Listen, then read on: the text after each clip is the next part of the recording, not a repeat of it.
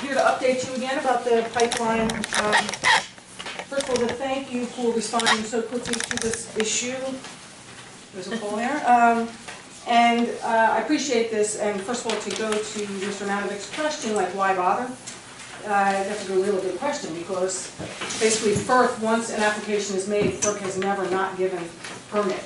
However, they do look at how much resistance there is in a community when they're making their decisions as to what, before the application is made. So it is pertinent to us, and it's pertinent to the whole county, because even though it's not happening in Mahoning Township, there will be stuff that's county-wide that will affect us. So I really appreciate that you're moving so quickly on this.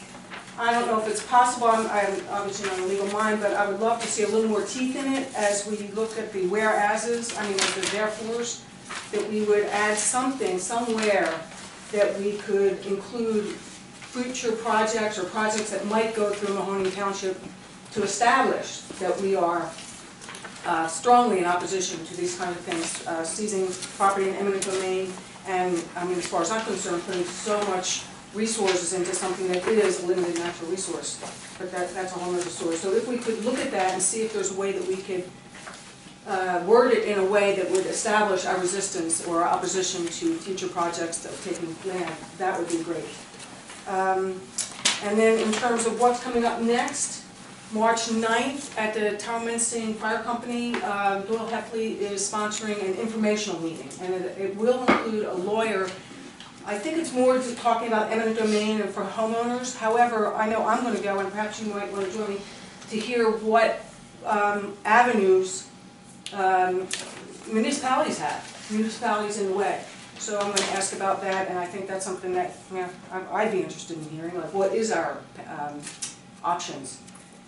Then in terms of the process itself, we're expecting the formal application to be in around July 1st. Penny's is going to put their application in, and then we'll have that time frame when we talked about becoming interveners. That's when we should submit our comments, and we should probably do that by email.